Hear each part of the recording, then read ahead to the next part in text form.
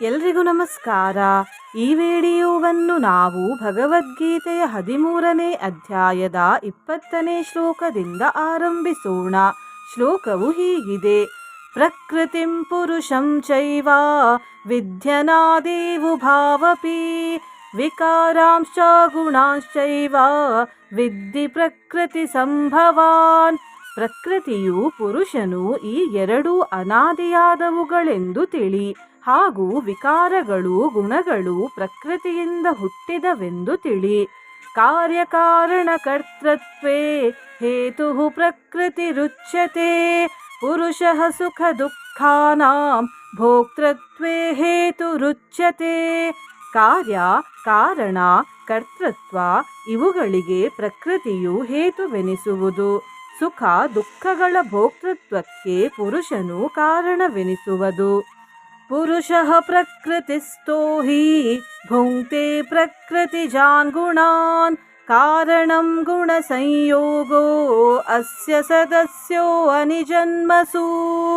ಪುರುಷನು ಪ್ರಕೃತಿಯಲ್ಲಿ ನಿಂತು ಪ್ರಕೃತಿಯಿಂದ ಹುಟ್ಟುವ ಗುಣಗಳನ್ನು ಭೋಗಿಸುವನು. ಈ ಗುಣ ಸಂಯೋಗವೇ ಉತ್ತಮ ಅಧಮ ಯೋನಿಗಳನ್ನು ಹೊಂದಲು ಕಾರಣವಾಗಿರುವುದು. ಉಪದೃಷ್ಟಾನುಮಂತಾ ಚ ಭರ್ತಾ ಭೋಕ್ತಾ ಮಹೇಶ್ವರಃ ಪರಮಾತ್ಮೇತಿ ಚಾಪ್ಯುಕ್ತೋ ದೇಹೇಸ್ಮಿನ್ ಪುರುಷಃ ಪರಃ. ಉಪದೃಷ್ಟನು ಅನುಮತಿಸುವವನು, ಭರ್ತೃವು ಭೋಕ್ತೃವು ಪರಮೇಶ್ವರನು ಪರಮಾತ್ಮನು ಎಂದು ದೇಹದಲ್ಲಿರುವ ಪರಪುರುಷನು ಹೇಳಲ್ಪಡುವನು. ಯ ಏವಂ ವೇತ್ತಿ ಪುರುಷಂ ಪ್ರಕೃತಿಂ ಚ ಗುಣೈಃ ಸಹ ಸರ್ವಥಾ ವರ್ತಮಾನೋಪಿ ನ ಸ ಭೂಯೋಭಿಜಾಯತೆ.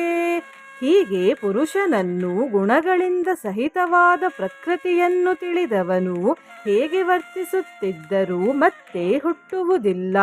ಧ್ಯಾನೇನಾತ್ಮನಿ ಪಶ್ಯಂತಿ ಕೇಚಿದಾತ್ಮಾನಮಾತ್ಮನಾ ಅನ್ಯೇ ಸಾಂಖ್ಯೇನ ಯೋಗೇನ ಕರ್ಮಯೋಗೇನ ಚಾಪರೇ.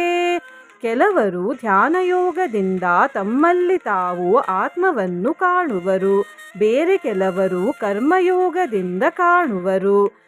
ಅನ್ಯೇ ತ್ವೇವಮಜಾನಂತಃ ಶ್ರುತ್ವಾನೇಭ್ಯ ಉಪಾಸತೆ ತೇಪಿ ಚಾತಿತರಂತೇವ ಮೃತ್ಯುಂ ಶ್ರುತಿಪರಾಯಣಾಃ.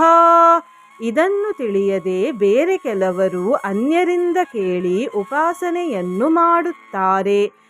ಇಂತಹ ಶ್ರುತಿಪಾರಾಯಣರೂ ಸಹ ಮೃತ್ಯುವನ್ನು ದಾಟುತ್ತಾರೆ.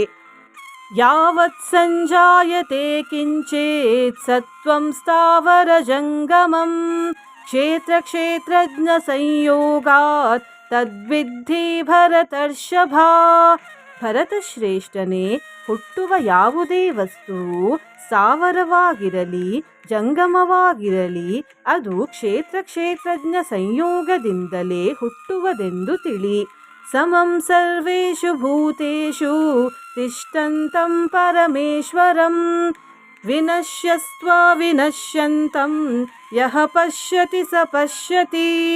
ವಿನಾಶಿಯಾದ ಎಲ್ಲ ಭೂತಗಳಲ್ಲಿ ಅವಿನಾಶಿಯಾದ ಪರಮೇಶ್ವರನು ಸಮನಾಗಿ ಇರುತ್ತಿರುವನೆಂದು ತಿಳಿದವನೇ ನನ್ನನ್ನು ಕಾಣುವನು. ಸಮಂ ಪಶ್ಯನ್ ಹಿ ಸರ್ವತ್ರ ಸಮವಸ್ಥಿತಮೀಶ್ವರಂ ನ ಹಿ ನಸ್ತ್ಯಾತ್ಮನಾತ್ಮಾನಂ ತತೋ ಯಾತಿ ಪರಾಂ ಗತಿಂ. ಪರಮಾತ್ಮನು ಸರ್ವತ್ರದಲ್ಲಿ ಸಮನಾಗಿ ತುಂಬಿಕೊಂಡಿರುವನೆಂದು ತಿಳಿದು ಸಮತ್ವದಿಂದ ನೋಡುವವನು ತನ್ನಿಂದ ತಾನು ಘಾತವನ್ನು ಹೊಂದದೆ ಪರಮಗತಿಯನ್ನು ಹೊಂದುವನು. ಇದು ಈ ಅಧ್ಯಾಯದ 29ನೇ ಶ್ಲೋಕ. ಮುಂದಿನ ಶ್ಲೋಕಗಳನ್ನು ಮುಂದಿನ ವಿಡಿಯೋಗಳಲ್ಲಿ ತಿಳಿದುಕೊಳ್ಳೋಣ. ನೀವು ಚಾನಲಿಗೆ ಹೊಸದಾಗಿ ಬಂದಿದ್ದರೆ ಚಾನಲನ್ನು ಸಬ್ಸ್ಕ್ರೈಬ್ ಮಾಡಿ, ಹತ್ತಿರ ಇರುವ ಬೆಲ್ ಬಟನ್ ಪ್ರೆಸ್ ಮಾಡಿ, ಆಲ್ ಅನ್ನುವ ಆಪ್ಷನ್ ಅನ್ನು ಸೆಲೆಕ್ಟ್ ಮಾಡಿ. ವಿಡಿಯೋಗೆ ಲೈಕ್ ಮತ್ತು ಹೈಪ್ ಮಾಡಿ, ಹರೇ ಕೃಷ್ಣ ಎಂದು ಕಮೆಂಟ್ ಮಾಡುವುದನ್ನು ಮರೆಯಬೇಡಿ. ಧನ್ಯವಾದ.